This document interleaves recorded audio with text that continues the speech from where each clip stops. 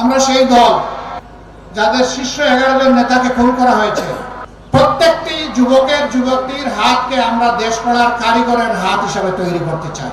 আমরা আমাদের ছাত্র সমাজকে কথা দিচ্ছি, এমন শিক্ষা তোমাদের হাতে ইনশাআল্লাহ তুলে দেওয়া হবে যে তোমরা একটা বেহুদা কাগজের টুকরা সার্টিফিকেট নিয়ে এই দুয়ারে ওই দুয়ারে আর দৌড়াদৌড়ি করা তোমাদের লাগবে না। তোমাদের শিক্ষার পাঠ চুকে আসার সাথে সাথে কাগজের টুকরা আর তোমাদের ন্যায্য পাওনা, তোমাদের চাকরি বা কাজ তোমাদের হাতে উঠে যাবে ইনশাআল্লাহ। প্রত্যেকটি যুবকটির হাতকে আমরা দেশ গড়ার কারিগরের হাত হিসেবে তৈরি করতে চাই। এরকম একটা জাতি যখন তৈরি হবে ইনশাআল্লাহ, এই দেশের মানুষ আর বিশ্বে চাকরির জন্য যাবে না। তাদের ধারণা ছিল জামাতে ইসলামকে ক্ষতি করেছে, এদেশের সেনাবাহিনীর ক্ষতি করেছে, এদেশে হেফাজতে ইসলামের অসংখ্য মানুষকে, হুফাজকে, আইতামকে খুন করেছে, সবগুলো হজম করে ফেলেছে। এখন ছাত্রদেরকে হজম করতে পারবে। এর কারণ ছিল যে এরা শুধু বিরোধী দলের উপর, আলেম উলামার উপর নির্যাতন করে নাই, এরা 18 কোটি মানুষের উপর নির্যাতন করেছে। 18 কোটি মানুষকে বেইজ্জত করেছে, তাদের সম্পদ লুণ্ঠন করেছে, সিন্ডিকেট করে বাজার মূল্যের অগ্নিমূল্য তারা চালু করে দিয়েছিল। যে সিন্ডিকেট এই সরকার এসে এখনো ভাঙতে পারে না। আমরা জিজ্ঞেস করি যে আপনারা ভাঙতে পারেন না কেন? বলে যে আপনাদের দোষ। আমাদের কি দোষ?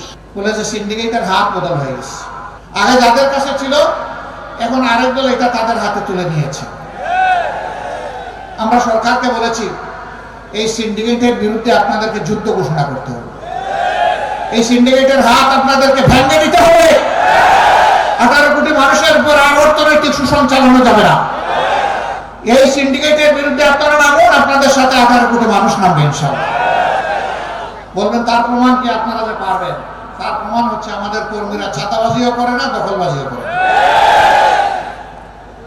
আমরা সেই দল যাদের শীর্ষ 11 জন নেতাকে খুন করা হয়েছে, বিচারের নামে প্রহসন করে কাউকে দেওয়া হয়েছে ফাঁসি, আর কাউকে জেলের ভিতরে মৃত্যুর কোলে ঠেলে দেওয়া হয়েছে। মিথ্যা মামলায় সাজানো, আদালতে পাতানো সাক্ষী দিয়ে। এখন মামলার বাদীরা এবং সাক্ষীরা বলছে যে যারা আমাদেরকে জোর করে সেদিন এই মামলা দায়ের করিয়েছিল এবং সাক্ষী দিয়েছিল, এখন তাদের বিরুদ্ধে আমরা মামলা করব। এটাই আল্লাহর খেলা। তুইজ্জু মান তাশাউ ওয়া তুযিল্লু মান তাশাউ বিয়াদিকাল খায়র ইন্নাকা আলা কুল্লি শাইইন কাদির। আল্লাহ ইজ্জত দেওয়ার মালিক, ইজ্জত কেড়ে নেওয়ার মালিক।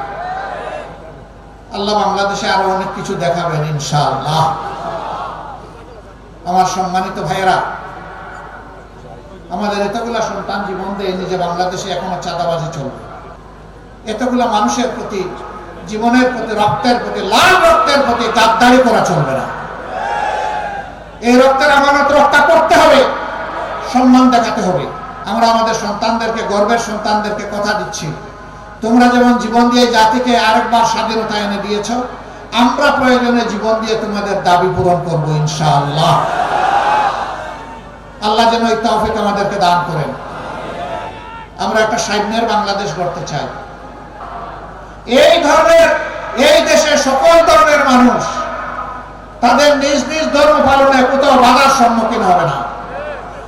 ইসলামের ধর্ম কারো উপর জোর করে চালানো যাবে না। পরিষ্কার ভাবে সনদে এগুলো বর্ণিত আছে। সেই রাষ্ট্রে বলা হয়েছে তাদেরকে নির্বিঘ্নে ব্যবসা করতে দিতে হবে। যারা ধর্মের বিভাজন তৈরি করে মেজরিটি মাইনরিটি, তারাই আপনাদেরকে 53 বছর বড় কষ্ট দিয়েছে। আপনারা চিন্তা করে দেখুন, আমাদের দলের কেউ ওই অপকর্মে জড়িত নাই, অথচ দোষ দেয় আমাদের ঘাড়ে।